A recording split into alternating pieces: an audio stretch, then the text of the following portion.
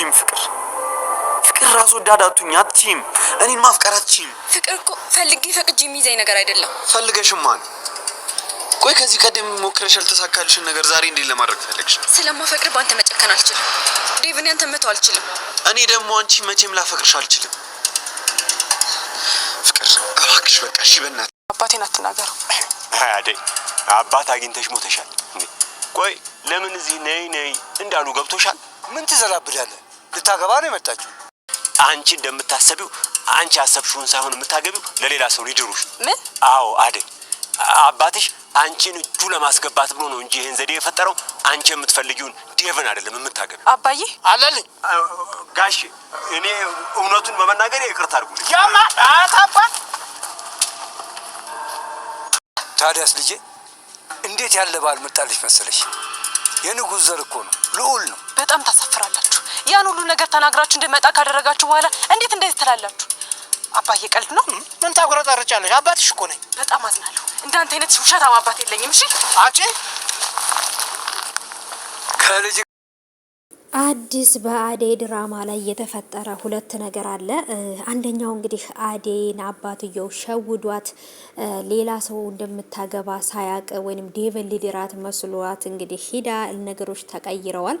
የአደይ አባት እንግዲህ የምታገቢው ሌላ ባለሀብት ሰው ወይንም ሌላ ሰው እንጂ ያኔ የከተማ ዱርዬ አይደለም ወይ የከተማ ደግሞ ወጣት አይደለም ብሎ ነበር ያላትና እንግዲህ አለልኝና ማነው ጫኔና አጎቷ እንግዲህ ይዘዋት እየሄዱ ነው ማለት ነው። እያገቷት ነው ማለት ይቻላል። ኦሬዲ የማትፈልገውን ሰው እንድታገባ ማለት ነው። ምክንያቱም አልሄድም ብላ እምቢ ብላቸው ስለነበር አታለው ወስደዋታል። የእውነት ነገሮች በጣም ከባድ እየሆኑ ነው። ለልዬም ቤዛ የሰጠቻት መድኃኒት ስለዋጠች የሆነ በቀለ ተወሰነ ጊዜ ራሷን ሁላ አታውቅም ነበር ምን እየተፈጠረ እንደሆነና በጣም ከባድ ነው። ሰላም ውድ የተከበራችሁ የቻናሌ ተከታታዮች እንዴት ናችሁ? ከኔ ጋር ሁሉ ሰላም ነው። ሰላማችሁ ይብዛልኝ ባላችሁበት ውድ ቤተሰቦቼ። ለቻናሌ አዲስ ከሆናችሁ ሰብስክራይብ አድርጋችሁ ቤተሰቡን ነው ነባሮች ዌልካም እንኳን በሰላም መጣችሁ ብያለሁ። ተወዳጁ የአደይ ድራማ በተለመደው ሰዓት ተለቋል። እጅግ በጣም የሚያሳዝንና አስገራሚ ነገር ተፈጠረ። ያም አስገራሚ ነገር እንግዲህ እንዳያችሁት በለሊ ላይ የሆነው ነገርና የባቡሬ እናት ደግሞ ተፈታለች። እዛ ጋም አደይ በጣም ትልቅ ችግር ውስጥ ነው ያለችው።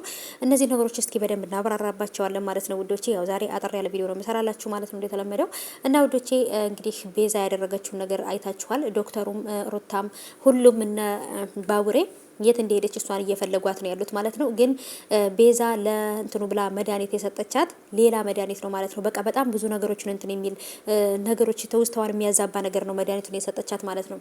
እሷ ቤዛ የዶክተሩ አጋዡና ነው እዛ ቤት እየሰራች የነበረው ማለት ነው። ግን እውቅናው ሳይኖራት በጭራሽ እዛ ዶክተሩ ራሱ እዛ ቦታ ላይ እሷን ቤዛን መቅጠር አልነበረበትም። ምክንያቱም እኔ ዶክተርና ተምሬያለሁ ወይ እንደዚህ ተምሬያለሁ ምናምን ብሎ ስላለ ሐኪም ቤት ውስጥ መቀጠር አለበት ብዬ አላስብም። ቤዛ ጭራሽ እንኳን ሐኪም ቤት መቀጠር አይደለም ጽዳት ሰራተኛ የመሆን ብቃት ራሱ የላትም ማለት ነው። በጣም ነው የሚያሳዝነው።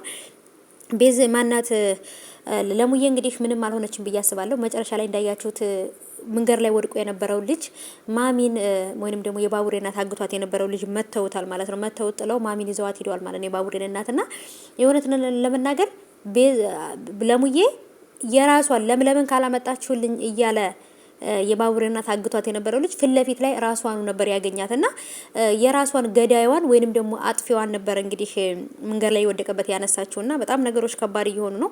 አደይም እንግዲህ እንደምታውቁት አባትየው ለሌላ ሰው ሊድራት ነው። ዴቭ ይሄን ነገር ቢሰማ ቀጥታ እዛ ገጠር ውስጥ ሄዶ ያመጣታል ወይንም ካለችበት ያወጣታል ብዬ ነው የማስበው ማለት ነው። እንግዲህ እነ ዴቭም ወደዛ ይሄዳሉ ብዬ አስባለሁኝ።